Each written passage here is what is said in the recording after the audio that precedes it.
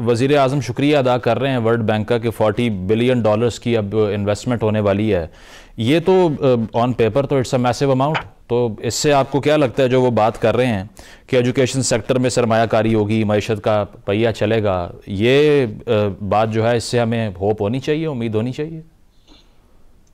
जिन लोगों ने मुस्लिम लीग पे उम्मीद लगा रखी है, अच्छा ना लगाएं उम्मीद, यानी कि उनके लिए मीर तकी मीर ने भी एक सादा शेर लिखा था। सही। तो ठीक है, इसमें गुजारिश ये है कि 20 बिलियन जो है वो तो कर्ज है, इन्वेस्टमेंट नहीं है। वो वर्ल्ड बैंक कर्ज देगा 10 साल के अंदर। ठीक। तो एक फ्रेमवर्क पास हुआ है, उसके बाद फ्रेमवर्क समझ कि एमओयू हो गया है कि अभी एग्रीमेंट्स नहीं हुए, तो वो अभी होगा। 20 बिलियन उन्होंने कहा है कि आईएफसी पाकिस्तान में इंपोर्ट एक्सपोर्ट इन्वेस्ट कर सकती है इंशाल्लाह, प्राइवेट सेक्टर के अंदर। अल्लाह करे वो हो जाए। 20 तो नहीं होगा, ये जो 40 बिलियन है इसमें से 10 बिलियन आ जाए ना अगर पाकिस्तान के बाद अगले 10 साल में, तो आई 10 या 15, तो आई बी प्रीटी हैप्पी। तो बहुत बड़ा टेक अवे होगा। लेकिन करंट अकाउंट बैलेंस का जो इशू है, $420 मिलियन का खसारा उसमें रिकॉर्ड किया जा रहा है, इसको कैसे हल करें और इसकी वजूहत क्या है? इसको हल नहीं कर सकते और ना करना चाहिए। अच्छा, वाई सो?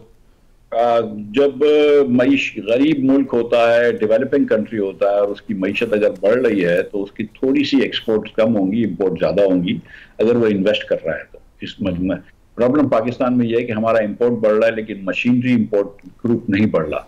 अगर मशीनरी की इंपोर्ट से थोड़ा सा इंपोर्ट बढ़ रहा हो तो I would be okay with it, लेकिन अगर कंज्यूमर गुड्स की इंपोर्ट से इंपोर्ट बढ़ रहा है तो I would not be okay with it. इन्होंने थोड़ा थोड़ा रोक के रखते हैं इंपोर्ट को, लेकिन थोड़ा बहुत 19-20 होता रहता है। किसी महीने सरप्लस आ गया, किसी महीने का डेफिसिट आ गया, कोई इतनी बड़ी बात नहीं है। कोई मतलब हुकूमत को इस पे बहुत ज़्यादा तशवीश नहीं होनी चाहिए। और इसके अलावा मुफ्तसाब रिफॉर्म तो पाकिस्तान में होनी चाहिए, लेकिन अनफॉर्चुनेटली अब बाहर से ही इन्फोर्स होती है रिफॉर्म। IMF की एक और शर्त, अगर उसकी हम बात कर लें, 1973 का जो सिविल सर्वेंट्स एक्ट है उसमें तरमीमी बिल पास करने के लिए अब पेश किया गया है। तो इसके तहत जो सरकारी अफसरान मौजूद हैं वो अपने असासे ज़ाहिर करेंगे ताकि जो करप्शन है उसको ख़त्म किया जाए, ट्रांसपेरेंसी आए। आपको लगता है कि ये इंट्रोड्यूस होने के बाद जो हमारा ब्यूरोक्रेसी का एक बहुत बड़ा मसला है वो हल हो सकता है?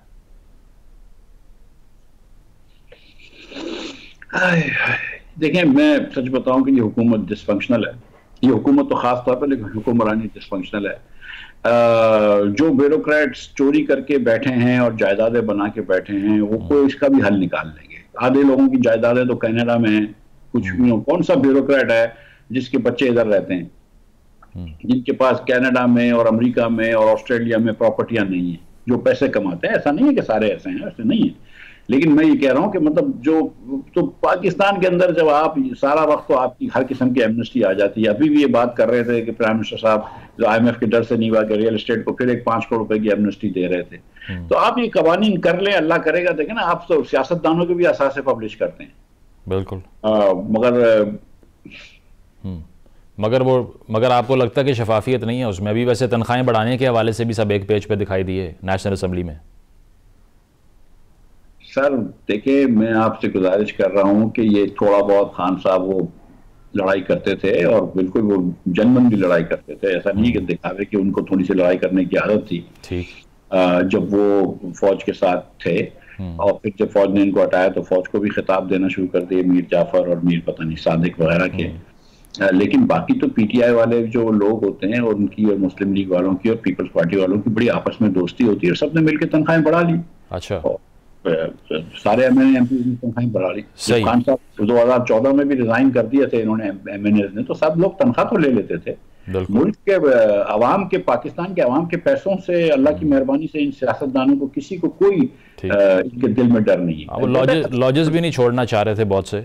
इसके अलावा किसी और के पैसे पे तो खुशी से घूमना, जहाज में सफर करना, बाहर मुल्क जाना, लॉजेस में रहना, इस पे तो पाकिस्तान के सियासी लीडरान का कंसेंसस है। जैसे कंसेंसस है कि लोकल गवर्नमेंट नहीं देना, इजारादारियां रखनी है। सिंध में एक खानदान की इजारादारी है, पंजाब में एक खानदान की इजारादारी है और KP में एक जोड़े की इजारादारी है। ठीक। और जो चीफ जस्टिस साहब से मुलाकात की IMF के डेलीगेशन ने, उस पर खासी तनकीद हुई कि ये इनका मैंडेट नहीं था। लेकिन जो IMF का वफ्द है उनकी तरफ से जो रीज़न साइट की जाती है डिफरेंट कंट्रीज़ में वो जो इस तरह की मुलाकातें करते हैं, वो यही है कि अदालती निज़ाम में जो इस्लाहात हैं उसको जानने के लिए एक इंफॉर्मेटिव किस्म की डिस्कशन होती है। आप अप्रूव करते हैं कि होना चाहिए ये, या आप भी सरप्राइज हुए इस मुलाकात से? मैं सरप्राइज भी हुआ और थोड़ा शर्मिंदा भी हुआ। बिल्कुल नहीं होनी चाहिए। अच्छा। आप डेकोरम को मेंटेन करें। आप बिल्कुल आईएमएफ को आपने अगर कह दिया कि चलो आपने अब इस किस्म के कवानीन हो गए कि आईएमएफ भी इस पे उंगली उठाएगी तो उठाए, तो ऐसे तो फर्स्ट ऑफ ऑल कवानीन नहीं बनाने चाहिए। दूसरा ये कि पाकिस्तानी हर जगह पे ऐसा लगता है कि हम बच्चे हैं और कोई गोरा आके हमको समझाएगा, कोई अडल्ट। जो भी मेरी लड़ाई है इमरान खान से, शहबाज शरीफ से, किसी से भी, वो हमको आपस में बैठ के सुलझानी चाहिए। गोरों की मदद की जरूरत नहीं होनी चाहिए, नंबर एक। नंबर दो, अगर आपको चीफ जस्टिस सुप्रीम कोर्ट से किसी से मिलवाना था तो रजिस्ट्रार से मिलवा देते यार, कोई खुदा खौफी करते। चीफ जस्टिस एक बड़ी इज्जतदार पोजीशन है और इतना तो पाकिस्तान को ना गिराओ ना। मतलब रजिस्ट्रार से मिला देते, उसके पास हर इंफॉर्मेशन होती है जो चीफ जस्टिस के पास होती है। तो चीफ जस्टिस से मिलाना मेरे ख्याल से तो है वो गलती है, फाइनेंस मिनिस्ट्री की गलती है, चीफ जस्टिस साहब की गलती नहीं है। ये बिल्कुल नहीं मिला। सही। ट्रंप एडमिनिस्ट्रेशन के आने के बाद ग्लोबली रिपल्स क्रिएट हो रहे हैं। कनाडा और मैक्सिको पर 25%, चाइना पे 10% टैरिफ लगा दिया गया। पाकिस्तान पर भी इसका इम्पैक्ट होगा और जिस तरह यूएस एड भी बंद हो गई, अगर इस तरह के टैरिफ्स हमारी मसनूआत पे भी लगते हैं जो तकरीबन 18% हमारी बरामदात का शेयर है, फिर क्या करेंगे? क्या स्ट्रेटजी होनी चाहिए? और यार हम ना 3 में ना 13 में। अच्छा, नेग्लिजिबल है। कर लेते हो तुम, कोई कुछ नहीं पूछेगा, ठीक है। ये हम अपने दिमाग से कभी कभी चिल्लाते रहते हैं कि अमेरिकी गुलामी ना मंजूर, फिर कभी बोलते हैं अमेरिकी गुलामी हाँ मंजूर। अमेरिका के लिए कसम खुदा की, we are just a nuisance and nothing else. हम 2 बिलियन के बनियान बेच देंगे, ले लेंगे, वो तो उनको फर्क भी नहीं पड़ता। तो आई डोंट थिंक ये हमको मसला हो रहा है हमारे। सही। A political question in the end, ये जो ईद के बाद तहरीक चलाने की ग्रैंड अलायंस की बात हो रही है, तो अगर ये तहरीक चलती है, अवाम पाकिस्तान पार्टी सवार हो जाएगी कंटेनर पे, आप भी आ जाएंगे? देखिए भाई, हम कंटेनर पे चलने वाले लोग नहीं हैं, ठीक। हम दलील वाले लोग हैं, हम बातचीत वाले लोग हैं। हम ये बिल्कुल मानते हैं कि 8 फरवरी के इलेक्शन में सरापा बेईमानी हुई, जिस तरह 18 के इलेक्शन में हुई उससे ज्यादा बेईमानी हुई। और हम ये भी समझते हैं कि मुस्लिम लीग ने अपनी सियासी खुदकुशी एक लिहाज से कर ली है। हुकूमत आज जरूर इंजॉय कर रहे हैं और मतलब इनको भी, लेकिन कहीं ना कहीं दिल में लग रहा है कि ये आखिरी हुकूमत है। जिस तरह ये 2 हाथ से फायदे उठा रहे हैं हुकूमत के, ये मुस्लिम लीग में कभी ऐसा नहीं था जो आज पंजाब में खबरें आ रही हैं और जो वफाक में बातें आ रही हैं, जो रूमर्स आती हैं। ये मुस्लिम लीग की सियासत बहुत गलत है। हम तो अब भी समझते हैं कि वोट को इज्जत दो, ठीक है।